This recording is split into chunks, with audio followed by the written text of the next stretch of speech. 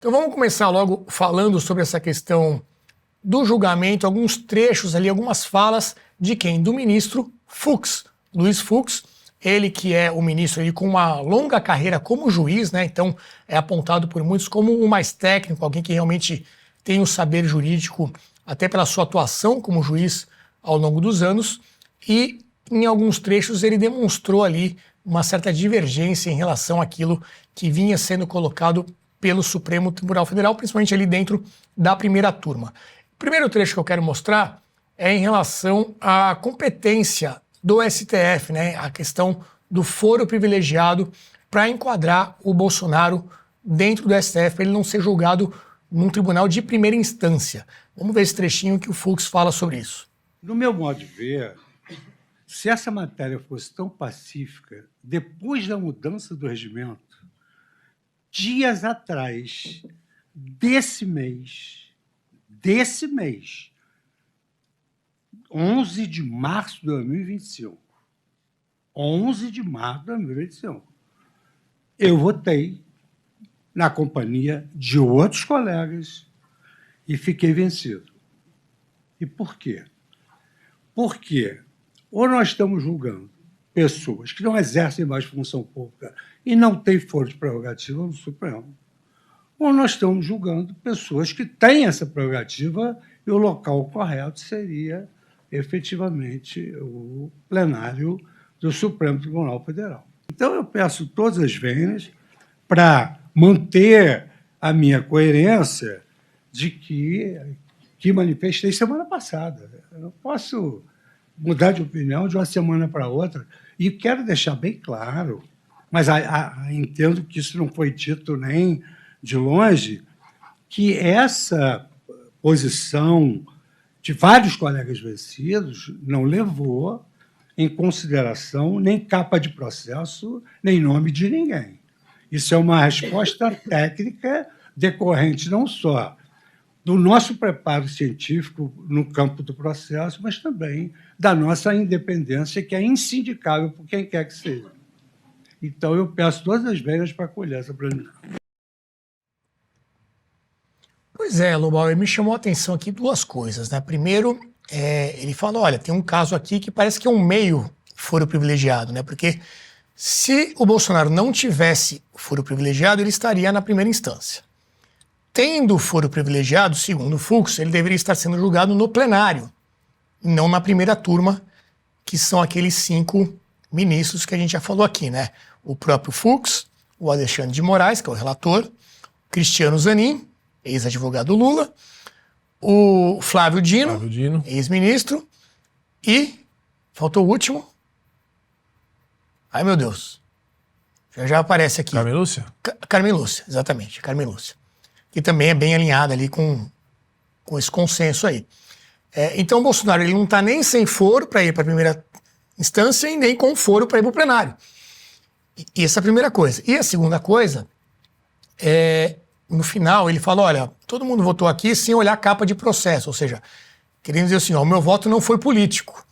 Será que ele está achando que alguém teve um voto político, né? Então, será que isso já não abre um flanco para lá na frente ser retomado de alguma forma, né? Como a gente já viu tantas coisas acontecendo aqui no Brasil? Eu acho várias coisas nesse acontecimento aí com o juiz Fux, Renato. A primeira é que a gente fez no programa passado quase que um apelo, né? Para que ele tivesse coragem de se posicionar e tal. Eu acho que vamos fazer justiça aqui, a maneira dele, ainda que de uma forma muito polida e com todos os cuidados que são necessários mesmo nesse ambiente de tensão e num julgamento como esse, mas ele se posicionou de forma correta. Então ele merece o crédito de ter divergido de uma coisa que me parece, sem ser jurista, muito óbvia, né? Inclusive baseado na opinião de um outro juiz que ficou mais de 30 anos na Suprema Corte, que é o juiz Melo, né?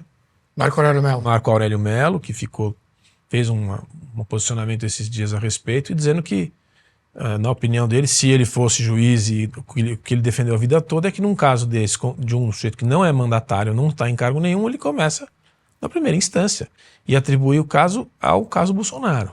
Então, é um juiz que tem uma trajetória, ainda que muitos votos contestáveis, etc., tem uma experiência longa nessa matéria.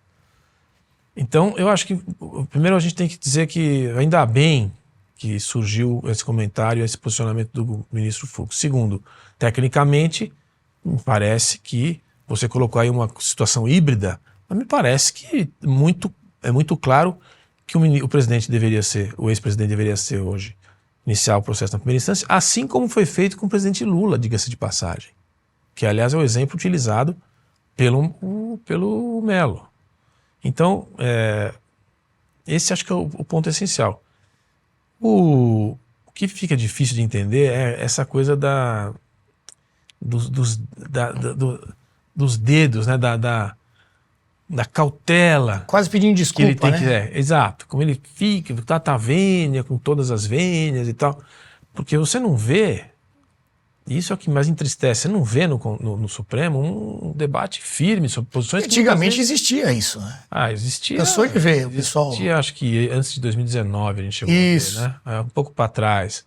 A gente via debates de um bom nível até. Não aquele ideal, mas de posições divergentes em torno da hermenêutica mesmo, da análise constitucional, das divergências da subjetividade que existe sempre na avaliação de muitas questões da lei. Mas nesse caso, assim, ainda bem, e assim, é bom que tenha acontecido isso, porque a gente também já comentou aqui em outros programas anteriores que a única maneira de a gente conseguir trazer de volta o judiciário para a posição que ele deveria ter e constitucionalmente está estabelecido assim, é que haja uma divisão dentro do grupo. De fora, a gente já viu que não vai acontecer, pelo menos nesse governo, com o executivo como se apresenta, essa aliança tácita que a gente sempre cita aqui, você não vai ver o judiciário recuar.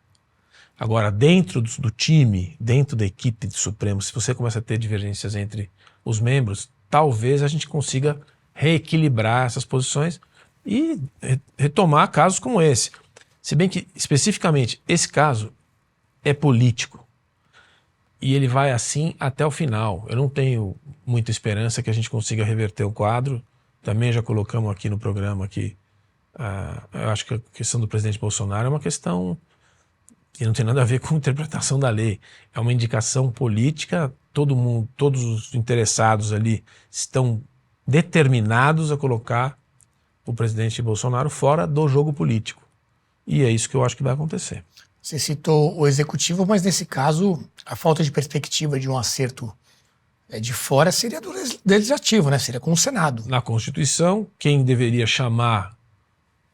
convocar juízes do Supremo que estivessem eventualmente descumprindo ou com posições dúbias a respeito do que diz a Constituição é o Senado. Mas a gente também já discutiu muitas vezes aqui que o Senado, inclusive com o presidente anterior, Rodrigo Pacheco, teve algumas oportunidades de fazer, ele não fez. E agora a gente vive essa transição aqui que acho muito difícil que aconteça. O Senado tá miúdo, né? Tem gente importante, inteligente, ativa ali, mas a maioria do Senado se submeteu. Então, o desenho dos três poderes no Brasil hoje não permite que a gente reverta um caso como esse. Mas não deixa de ser relevante que o ministro Fux tenha colocado aí uma cunha na conversa. E isso que ele citou, que ele foi o voto vencido, né, em relação a essa decisão de manter com foro privilegiado mesmo os ex-políticos que exerceram cargos no Executivo, foi uma votação de agora, do início do mês, foi em 11 de março, a votação em que o entendimento mudou. Até então, quando você deixava de ter o cargo político, aliás, seja executivo ou legislativo, enfim, você perdia o foro privilegiado, e aí muitos dizem que por conta desse julgamento do Bolsonaro, teria aí esse motivo por trás, né? O STF mudou novamente o seu entendimento para que sim, os ex-atuantes aí de cargos públicos também tenham o foro privilegiado. E isso também, não só por causa do Bolsonaro, acaba abrindo possibilidade de você trazer outros casos que estão na primeira instância ou em outros trâmites, né, dentro do judiciário para o STF. A gente vai falar daqui a pouco, aqui mais para frente, o caso, por exemplo, do Kassab, né, que envolve também essa questão da anistia, e tem também o caso do Ricardo Salles, que também teve um processo que foi puxado ali para o Supremo Tribunal Federal, que estava em outras instâncias inferiores. Antes de chamar mais um trecho aqui, a gente tem a participação do Jean Turco, eu quero mostrar para vocês aqui um item de muito sucesso aqui da Brasil Paralelo, que é esse boné aqui, ó. O boné da BP, o Lobauer, é disputado a tapa. E aí, o pessoal aqui do nosso comercial mandou eu avisar que quem fizer uma assinatura do plano Premium, que é o nosso melhor plano e que está com uma promoção de 50% de desconto, a assinatura bianual vai levar para casa um boné desse. Então, para isso, para você ter direito ao boné, você tem que usar o 0800. Tá aí na tela o número, ó, 0800 591 9575. Você vai ter acesso aí ao Oficina do Diabo, né? Nosso primeiro filme de ficção, que está maior sucesso. E aí, no plano Premium, você tem mais de 90 cursos, o núcleo de formação, todos os nossos conteúdos exclusivos e vai ganhar esse boné aqui, objeto de desejo. Quando a gente faz live oferecendo, fica uma loucura, todo mundo ligando. Então, aproveite. Assinatura bianual, você vai ter um preço muito bom, metade do preço, e ainda vai levar o boné para casa. Bom, seguindo aqui, vou trazer agora um outro trecho em que o Fux questiona a questão da delação do Mauro Cid. A gente sabe que toda essa denúncia é focada, né? Ela é toda baseada na delação do ex-ajudante de ordens do Jair Bolsonaro. E aí o Fux faz uma observação também sobre a qualidade dessa delação. 9 delações representam nenhuma delação. Mas vejo com muita reserva 9 delações de um mesmo colaborador, cada hora acrescentando uma novidade. De sorte que, em se tratando desse momento, eu me reservo o direito de avaliar no momento próprio digamos assim, legalidade, a eficácia dessas delações sucessivas. Mas acompanho no sentido de que não é o momento de se decretar nulidade. Tá aí, Jean Turco, ele fala, olha, 9 delações, não é nenhuma delação, mas agora eu não vou falar disso. Mais para frente eu vejo. Ele até, inclusive, ele acompanhou o voto, né, do ministro relator, foi 5-0 pela aceitação da denúncia. Não divergiu do voto, mas deixou bem claro que está só aceitando a denúncia.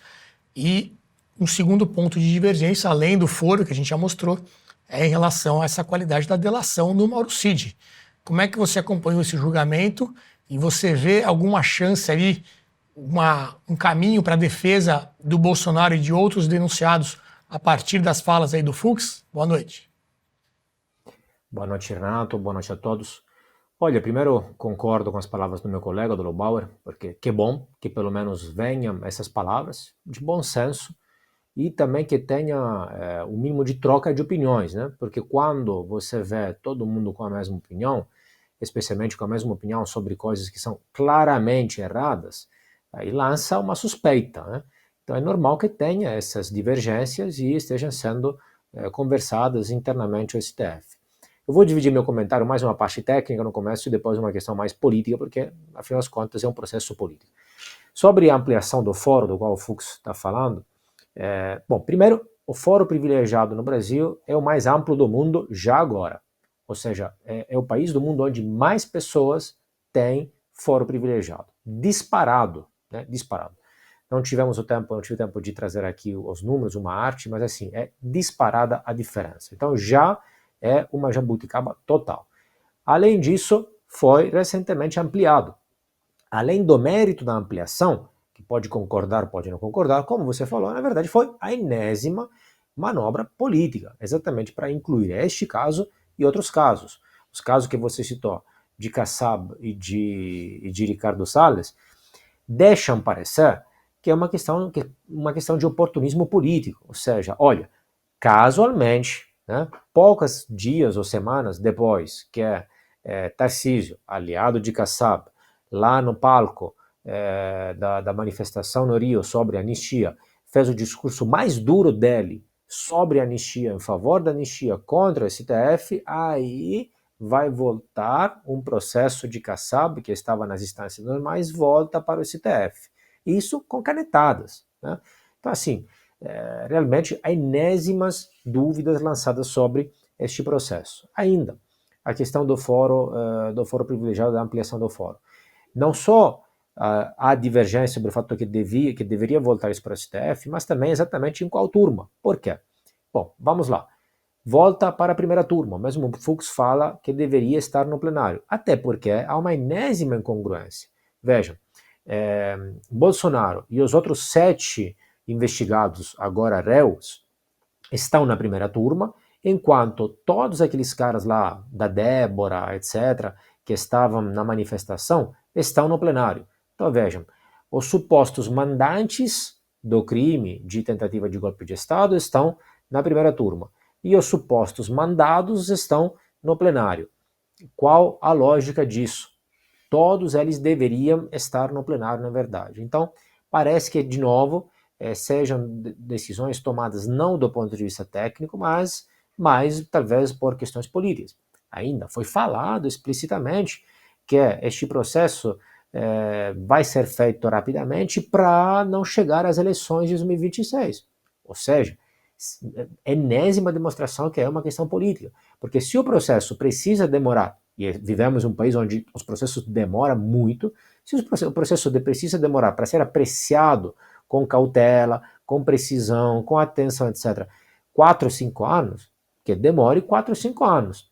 Inclusive, vejam a enésima incongruência. Débora e os outros da manifestação do 8 de janeiro ainda estão sendo investigados agora e ficaram em prisão preventiva por 2 anos. 2 anos demorou para começar.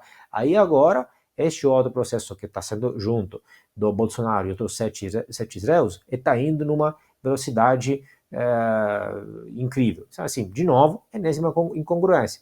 Para nem falar, como você já citou, dos componentes dessa primeira turma. Né? Então, Alexandre de Moraes. Primeiro, todo mundo sabe que ele está encabeçando o STF já faz vários anos e que tem, então, se o mesmo Moro foi considerado suspeito para os processos da Lava Jato, vejam o que nós temos aqui. O mesmo Moraes, inclusive, é parte em causa deste processo, porque parte dessa suposta tentativa de golpe de Estado supostamente previa, inclusive, o assassinato dele, certo? Então, se for isso, se ele for a eventual vítima disso, ele não pode estar julgando tudo isso.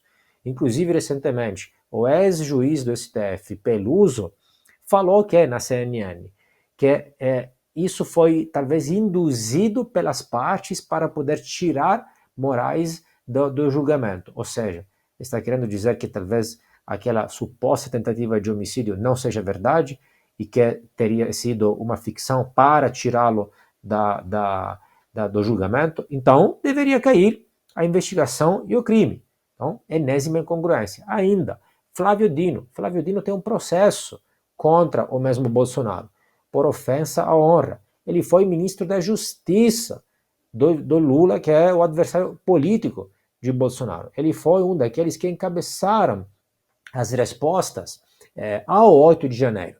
Aquela polêmica que teve no Congresso quando a oposição pedia as gravações das câmeras internas, por exemplo, de quem supostamente, segundo a oposição, teria aberto ou facilitado, ou pelo menos não inibido a entrada, o ingresso das pessoas no Planalto, e essas gravações sumiram, ele estava lá responsável de tudo isso. Então, de novo, não poderia julgar tudo isso. Zanin, nem precisamos de comentários, né? Então, assim, tudo indica que, na verdade, obviamente o processo não é um processo técnico, é um processo político, para tirar Bolsonaro das eleições de 2026 e para tirá-lo não só como candidato, mas para tirá-lo também da possibilidade de apoiar outros candidatos e aniquilar a direita uma vez para todas. Então isso me leva à questão política. Do ponto de vista político, o que eu diria? Primeiro, me parece que, pelo menos quero esperar, acho e espero que seja isso, que talvez um pouco de pressão da opinião pública, da mídia, nossa e de outros colegas, etc., esteja funcionando. Né? Me refiro tanto a essa divergência entre Fux e Moraes, quanto à questão de Débora, que veremos mais daqui para frente, etc. Então, é óbvio que, afinal das contas, são eles que mandam, são eles que têm a caneta e, querendo, podem fazer o que quiser. Mas a pressão, algum resultado tem. Só que, afinal das contas, é isso. Apesar da opinião pública, da pressão que está tendo muito forte, obviamente a caneta é na mão deles. Então o que nós notamos? Que as coisas estão mudando agora. Agora quando? Quando internamente se cria uma divergência, por questões, quem sabe quais exatamente. Então, infelizmente, nós estamos aqui esperando soluções que dependem deles. Não, eu vejo com muita dificuldade, com muito pessimismo, que possa ter uma solução vindo de fora do sistema político, da elite política. É só uma decisão entre eles. E nós ficamos assistindo meramente passivamente. Essa é a aposta de muitos, né? Que uma saída, né? Uma mudança do que está acontecendo é via algum desarranjo interno lá do STF. Talvez o Fux está dando aí uma primeira, uma faísca aí, né? Para começar esse processo todo. E aí a gente traz aqui a manchete do Globo justamente sobre a delação do Mauro Cid, né? Então, Mauro Cid mudou 5 vezes a sua delação e abre flanco para a contestação de outros réus em julgamento no STF. Ao longo de 1 ano e 4 meses, em que prestou 12 depoimentos, o tenente-coronel elevou a gravidade dos fatos e mudou versões até incluir o ex-ministro Walter Braga Neto como peça-chave do caso. Reportagem do Globo de hoje, né, 31 de março de 25. E essa situação foi citada aí pelo ministro Fux, como a gente viu. Teve também aquele áudio vazado, né, do Mauro Cid, dizendo eles querem que eu, enquanto eu não falo o que eles querem ouvir, não vai parar aqui de ouvir meu depoimento. Teve aquele outro do próprio juiz Moraes pressionando ele, ou de alguma maneira chantageando para que ameaçando ali, né? De que ele ficasse ciente de que aquilo tinha efeito sobre a família, etc. Isso é uma coisa também constrangedora que está tudo gravado. Então, esses depoimentos do Mauro Cid, em qualquer processo sério, deveriam ser desconsiderados, tá certo? Deveriam se buscar outros depoimentos de outros participantes, eventuais participantes disso que está se considerando ser uma grande conspiração golpista que qualquer pessoa racional que tenha frieza e intelectualmente honesta sabe que não é o que aconteceu. Se me permite, Renato, o que a gente tem dito sempre é o seguinte: na época, não vou mais lembrar que ano foi, quando foi na disputa ainda, a época entre Lula e Alckmin, para a presidência da República, se não me engano, quando apareceram acusações contra o Alckmin de uma pasta, um daqueles movimentos de pasta rosa. Pasta rosa? Não sei se é o mesmo da pasta rosa, mas é o tipo de coisa. Aparece uma pasta com documentação farta sobre... E aí, como deu tudo errado, porque foi uma grande... Uma pataquada completa, o próprio presidente Lula adjetivou essas figuras que ficavam à sua volta, assessores dos assessores, os aspones do governo federal, que tem em todos os governos, esses daí são os aloprados. E os aloprados se transformou numa adjetivação desse tipo de satélite, de gente que fica ali tendo ideias em torno do presidente. Eu vou dizer para você que é exatamente isso que aconteceu. Foram os aloprados do governo Bolsonaro que estavam tendo ideias e dentro de um contexto em 2022 onde havia uma grande instabilidade a respeito do que viesse a acontecer. E vamos convir o que havia de pressão de todas as partes, inclusive da imprensa, né, em torno da reeleição do ex-presidente. E veja, nós não estamos aqui defendendo o ex-presidente. Nós estamos aqui tentando todo o tempo descrever uma situação em que a gente tem que proteger o Estado da lei.